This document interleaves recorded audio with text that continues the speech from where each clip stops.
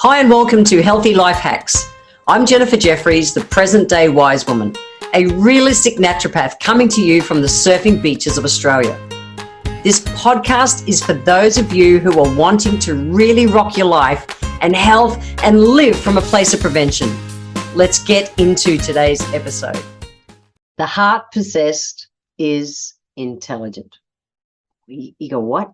The heart possessed is intelligent. So this is how Aristotle described the heart as the most important organ and the center of the vitality in our body. And as a naturopath, I absolutely agree. The thing is, regular doctors nowadays, they don't. What I want to do is explain to you why Aristotle, such a wise guy, and natural health practitioners like myself think this way. Let's get into it. I want to talk about the heart today. So we know that your heart contracts, kind of beats about 100,000 times every single day. And the heart contains pacemaker cells. You've probably heard about pacemakers because some people end up having to get an artificial pacemaker put in.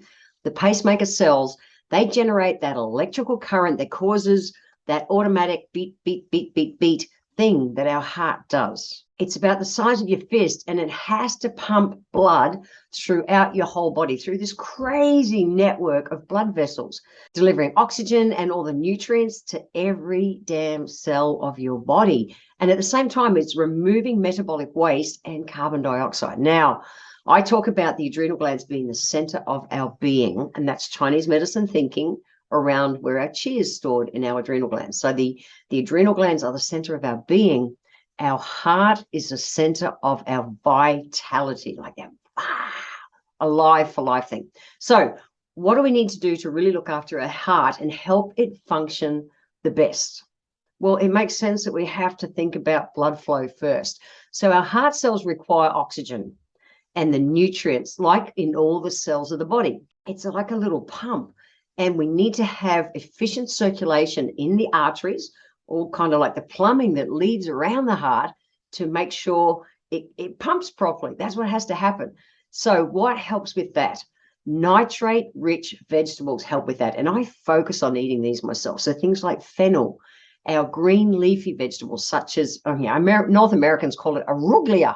I like rocket. We call it rocket. So either way, it doesn't matter what you know it as, arugula or rocket, kale, spinach, radishes, parsley, and things like the Chinese cabbage. In fact, all of the Chinese greens. I'm a big fan of tatsui and those kind of Chinese greens as well. I grow all of these in my garden.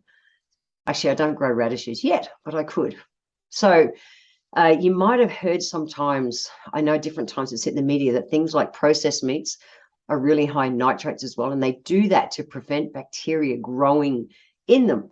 And in that form, that's considered harmful. So not about going and, because processed meats are rich in nitrates, go and do that. No. We want everything the way nature gave it to us, close to nature. And those greens and that are absolutely naturally rich in what's called nitrates.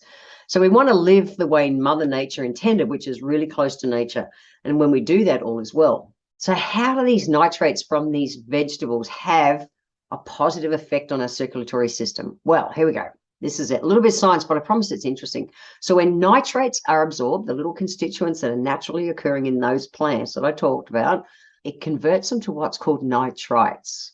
Okay. Now that can get converted into nitric oxide. And this nitric oxide supports our blood flow by opening up your arteries, which we want. We want good, wide open arteries so that everything can pump and flow easily. I'm from another food world. I'm a big fan of cinnamon and chili. I have cinnamon daily and chili daily because they're two spices that help to literally drive circulation. So where your nitrates are opening your blood vessels, things like cinnamon and chili are helping to push. It makes sense. They're warming on the body, and that's an Ayurvedic thinking. So what else is an influence? We have to talk cholesterol. Now, you can go back to episode 73 where I talk everything cholesterol, but let's talk about just the bottom line of it here today because you can go back and listen to the long story. So cholesterol is actually essential for life, and it's critical, absolutely critical in maintaining our cell structures. And it's also a precursor, which means it's a step before to producing your sex hormones and your vitamin D. Now, some cholesterol is good, but too much bad cholesterol, which is the LDLs, the low density lipoproteins, it's a risk to your health. So the bottom line for me on cholesterol is If we go back to episode 73, and get all the information. But the bottom line for me is we want to help your body to be able to manage our cholesterol levels. Omega-3, a diet rich in omega-3 essential fatty acids. I have flaxseed oil daily. I know that it helps to manage those LDLs and HDLs.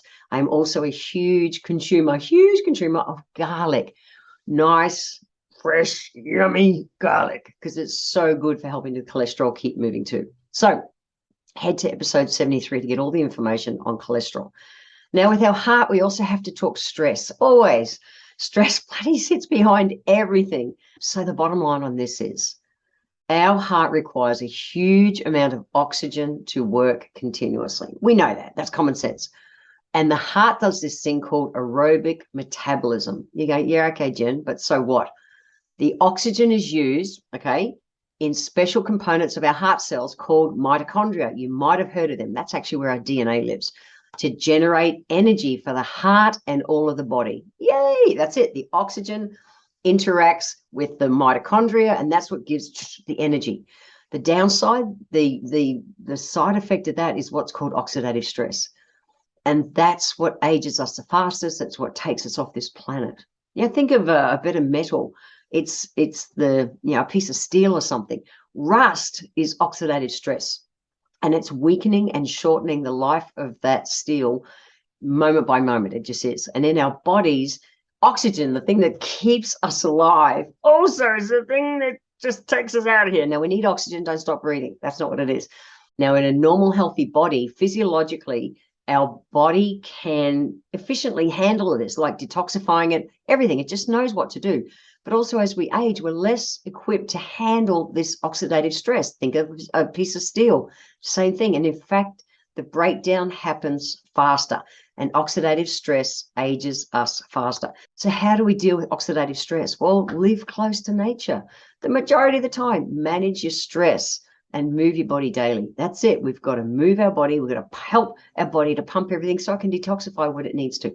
We need to manage our stress, and we're doing that with adaptogen herbs. I've banged on about them so much across so many of my podcasts, and live close to nature the majority of the time. So like I said at the start, Western medicine says Aristotle was wrong in defining the heart as the center of our vitality. But I actually agree with Aristotle. I think he got it right. So what do we take away from all this? Well, we need to eat close to nature. Remember, fennel, green leafy veggies, such as things like arugula, rocket, kale, spinach, radishes, parsley, such a simple thing to consume. I'm a big fan of parsley anyway, because it's so rich in iron and vitamin C, and I am a vegetarian. It's an essential food for people like me. Well, people like everyone, and it's one of the few foods that's got vitamin C and iron together so well. And we also need things like your Chinese cabbage and the Chinese tatsoi, all those Chinese kind of greens. They're great too. We need to manage our stress, and we need to move our body. So the healthy life hacks for this episode are pretty simple. Increase your daily intake of the nitrate-rich vegetables and be nice to your heart.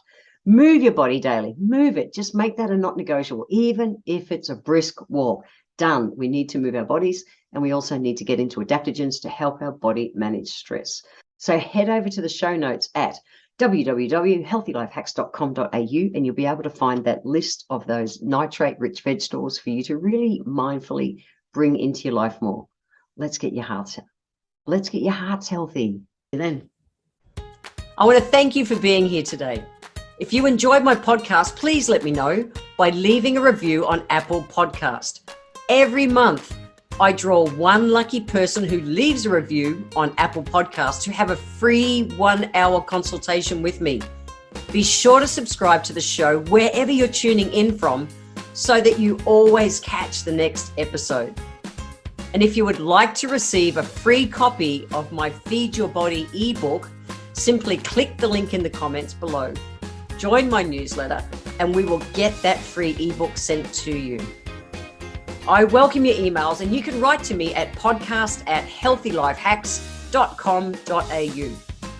Until next time, remember, when it comes to life, live it, love it, and get on with it.